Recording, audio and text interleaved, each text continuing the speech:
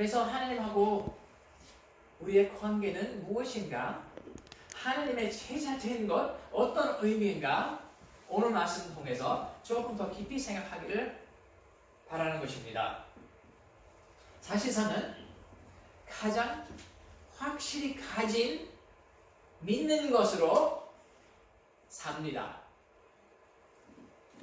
그러니까 내가 하나님을 정말 사랑한다면 하나님을 만나도록 합니다. 교회 간다는 소리 아니에요. 교회 가는 곳은 하나님 만나러 꼭 가는 것이 아닐 수도 있기 때문에요. 사람들이 여러 가지 의미로서 교회 다닐 수 있습니다. 습관이에요. 정통이에요. 다 이렇게 하는 것이 옳기 때문에 하는 것이다. 그거는 하나님 만나러 가는 거 아니라 친구들 만나러 가는 겁니다. 이럴 수도 있어요. 여러모로 교회 가는 이유가 있을 수 있습니다. 여러 가지 있을 수 있어요. 그러나 정말 하나님 사랑한다면 하나님 만나기를 원합니다. 교회 가서 예배 가운데 하나님의 임재를 체험하기를 원합니다. 하나님의 음성 듣기를 원합니다. 하나님의 뜻을 알기를 원합니다. 하나님하고 연합하기를 원합니다. 여러분, 우리는 예배 마치고 흩어져서 여러분, 우리 아내를 그렇게 보고 싶어 하셔요? 아니잖아요. 왜요? 그렇게 알지 못하니까요. 아직은 그러니까 좋아할 수도 있어요. 이론적으로 사랑할 수 있어요. 그러나 마음 깊은 데서 핵심적인 가치는 아니에요.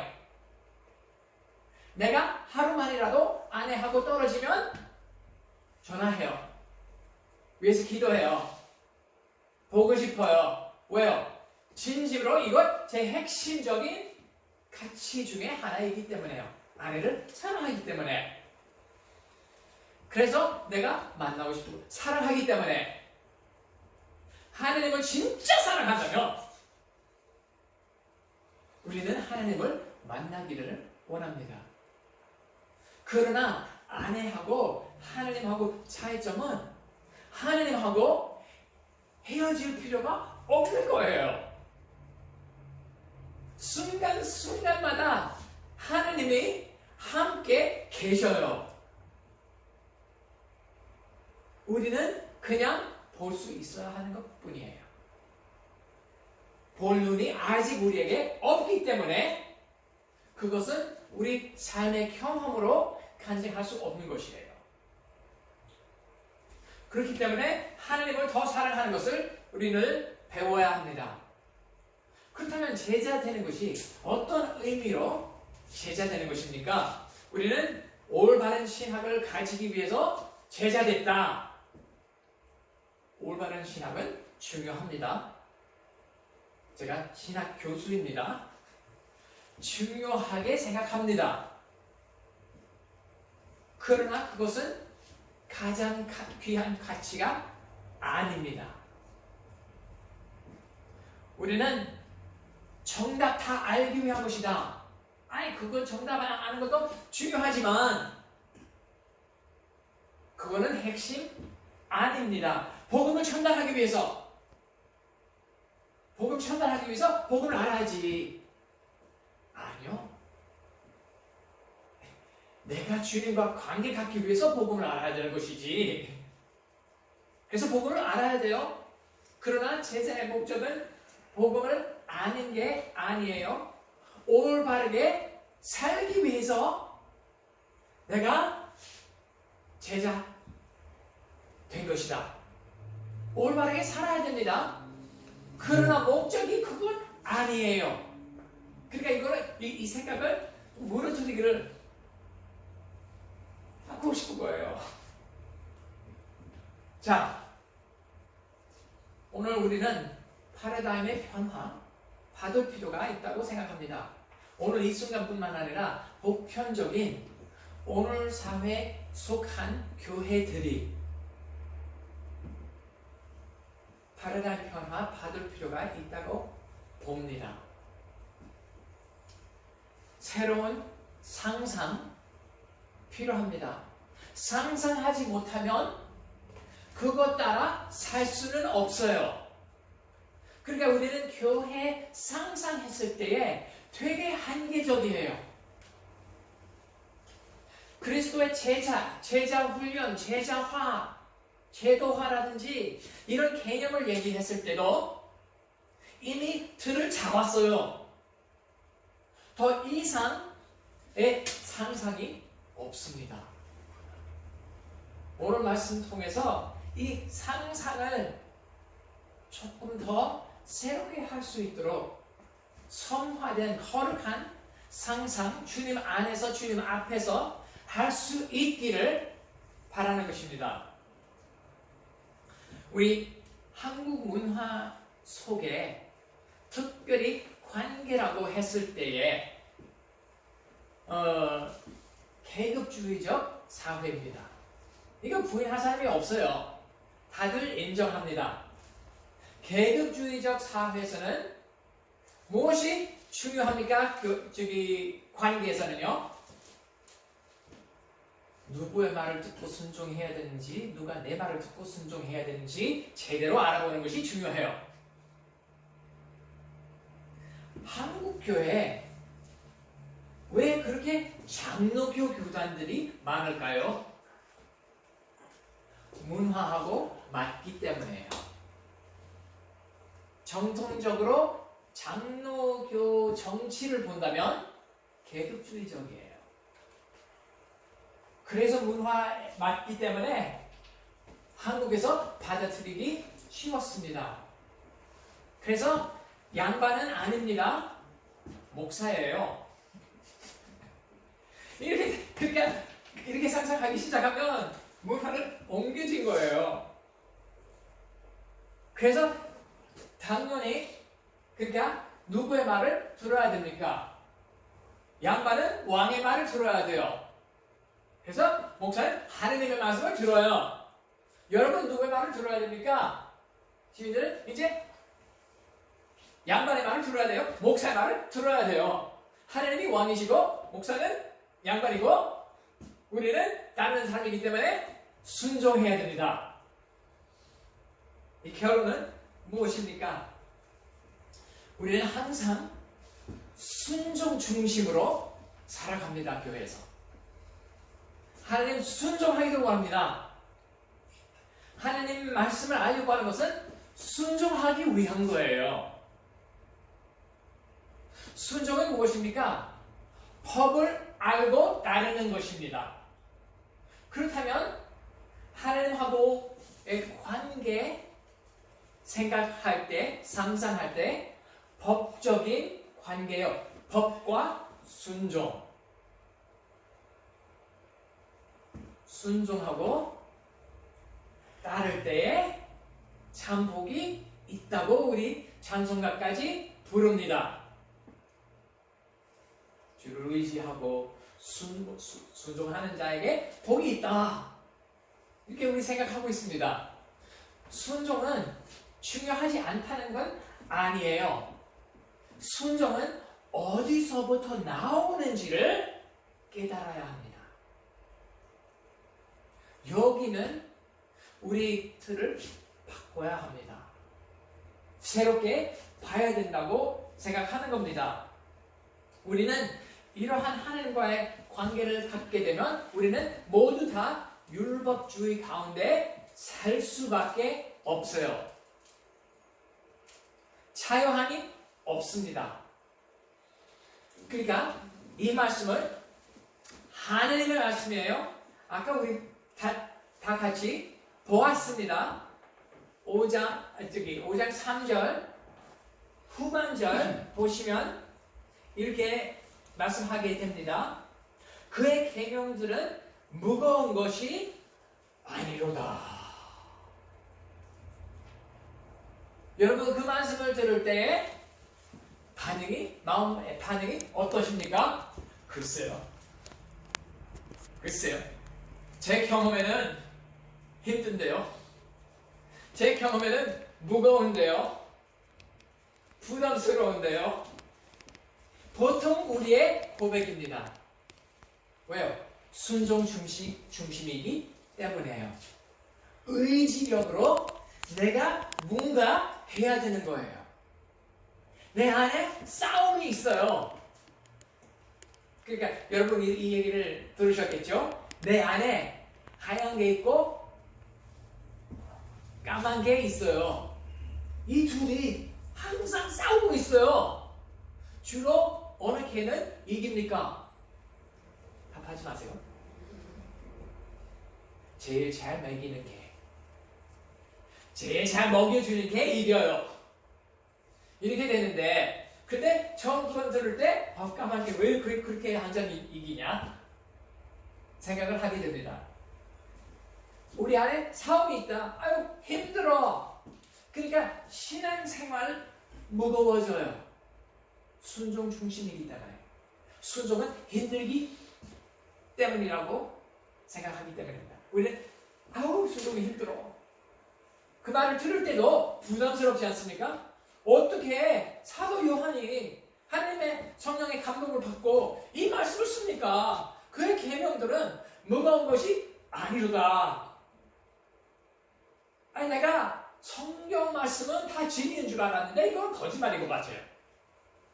이 진짜 진리예요? 우리의 생각과 하나님 드러내신 말씀하고 맞지 않았을 때 어떤 것은 맞아요? 하나님의 말씀이 맞아요. 그렇다면 누구 생각을 바꿔야 돼요? 우리가 바꿔야 됩니다. 그러니까 하나님의 말씀을 봤을 때에, 하나님의 계명을 알았을 때에 왜 무겁다고 생각하게 됩니까? 뭔가 오해 있다는 것은 확실히 알 수 있는 거예요. 아멘.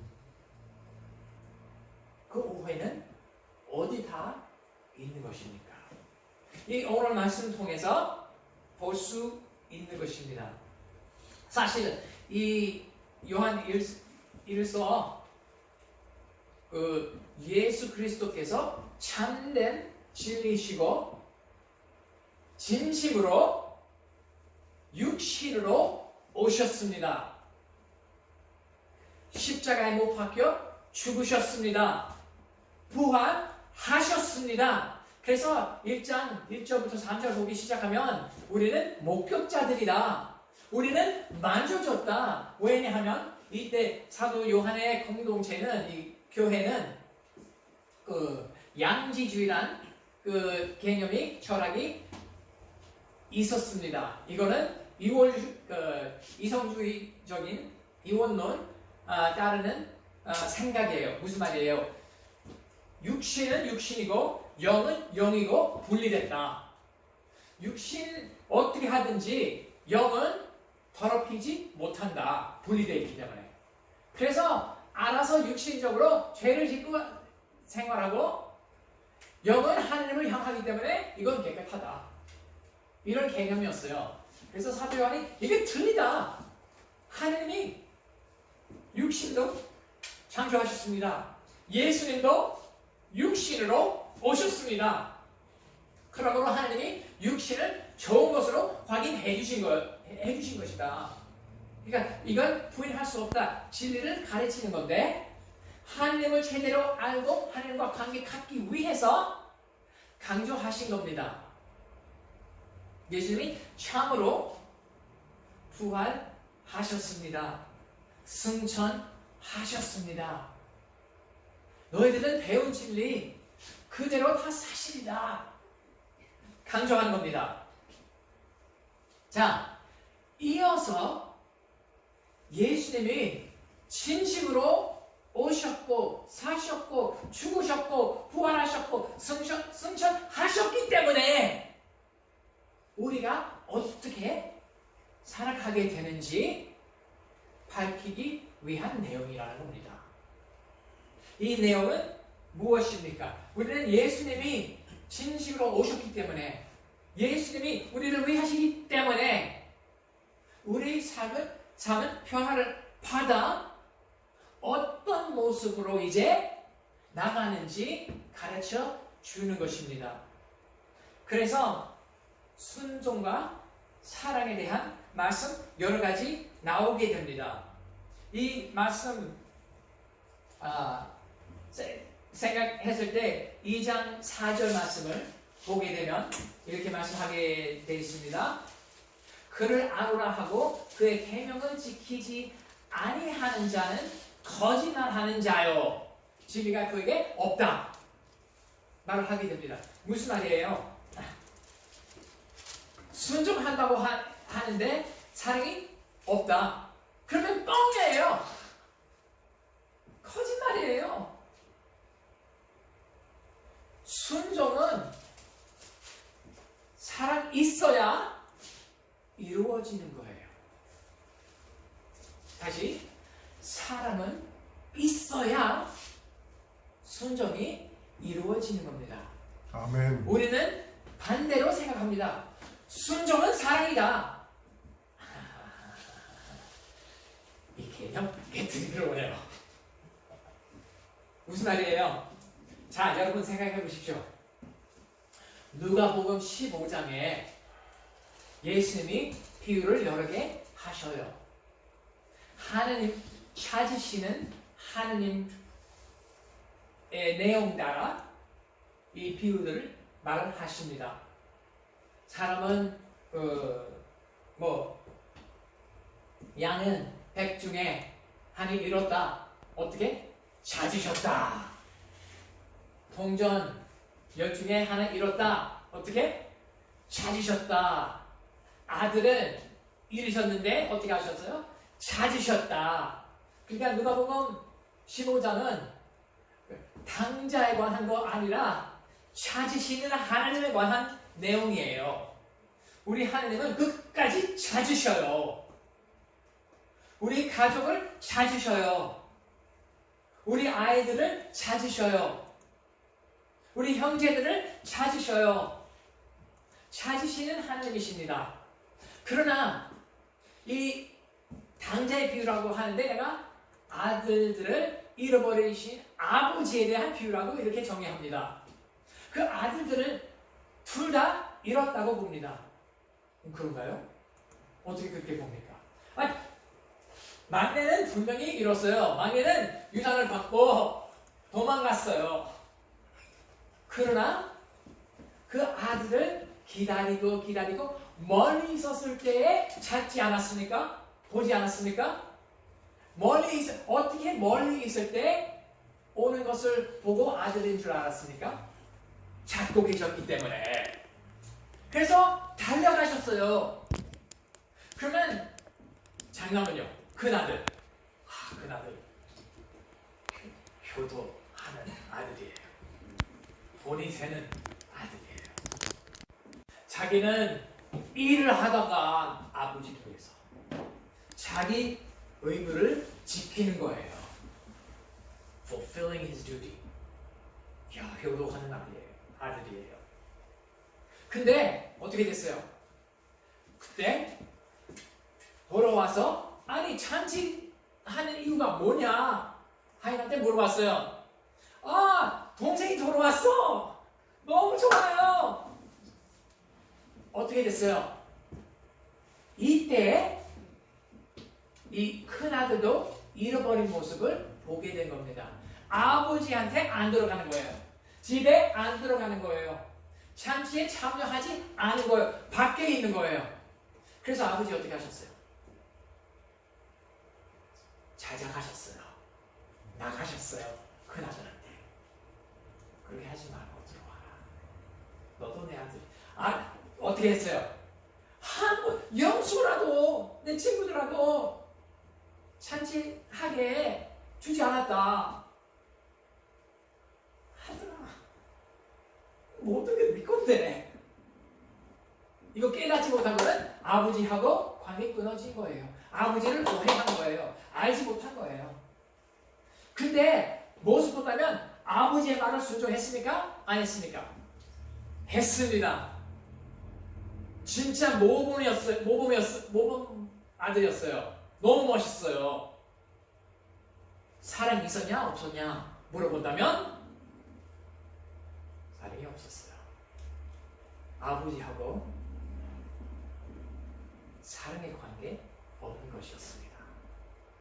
그러니까 순종, 사랑 없이 할 수 있지만 하나님 원하시는 순종은 사랑 없이 할 수 없습니다. 무슨 말이에요? 순종은 사랑의 열매입니다. 사랑의 증거 아니라 사랑의 열매입니다. 순종하도록 하기만 한다면 거래적인 관계입니다. 내가 순종하기 때문에 나에게 주십시오.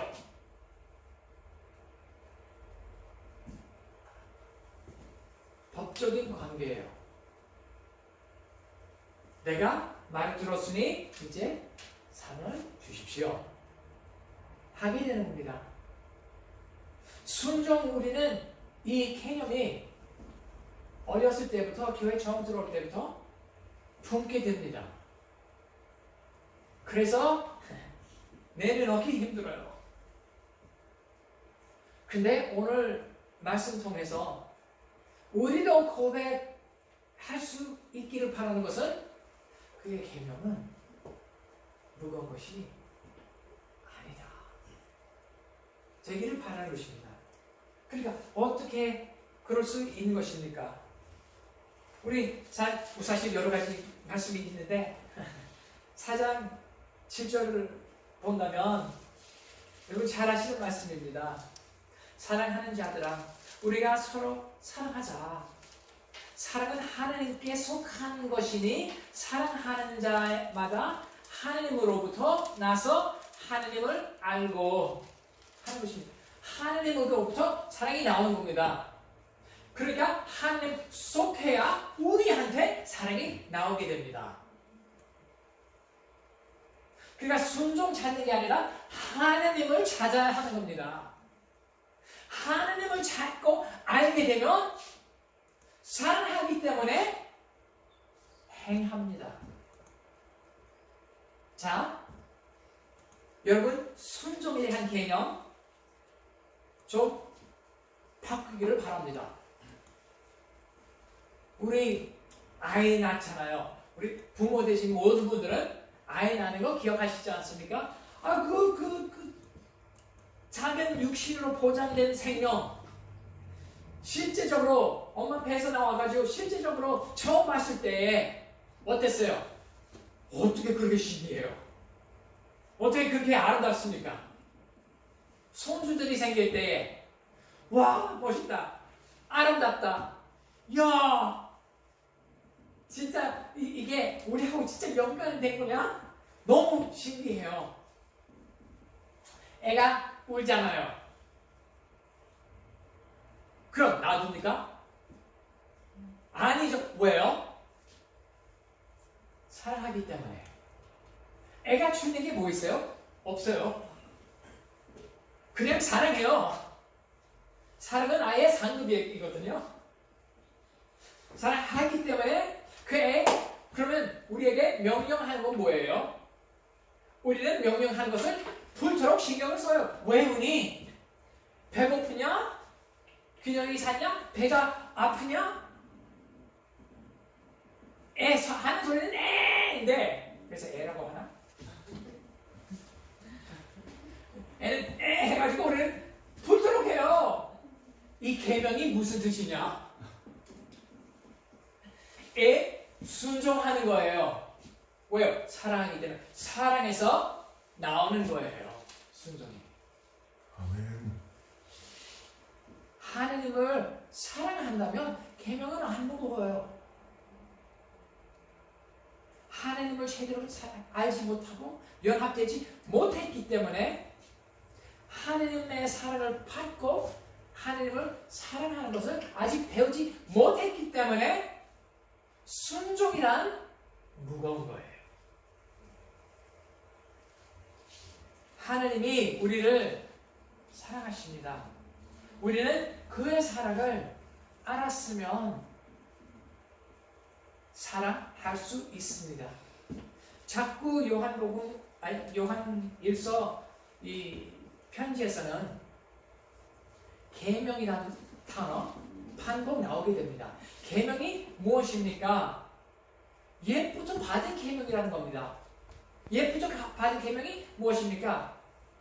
들으라 이스라엘아, 하느님을 사랑하라. 예수님께서 말씀하셨습니다. 하느님을 사랑하고 이웃을 사랑하라. 바로 그 계명 여기서는 의미하는 거예요. 무거워. 하느님을 사랑하는 건 안 무거워요. 여러분 새벽 기도 나오기 힘들어요? 말씀 보기 힘들어요? 기도하기 귀찮아요? 무거워요?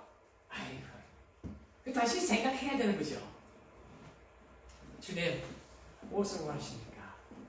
그러니까 하나님을 사랑한다면 하나님을 저절로 순종하게 됩니다.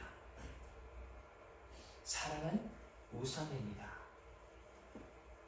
순종은 증거 아니라 열매입니다. 이름으로 살 수 있다면 계명은 무겁지는 않고 주님하고 연합하는 기쁨 자주 넘치게 될 줄 믿습니다. 아멘. 사랑하시는 주님, 모습 이대로 받아주시고 사랑하심을 감사합니다. 모습 이대로 놔두지 아니하심을 찬양합니다.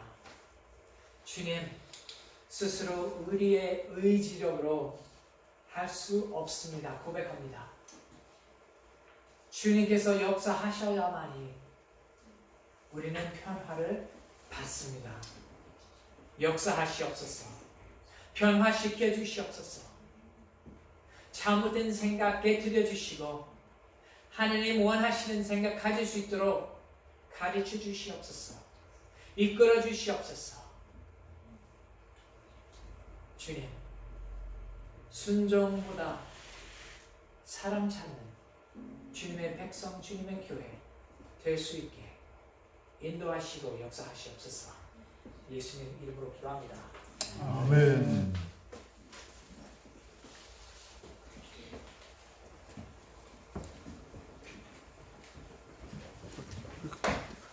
앉아가자.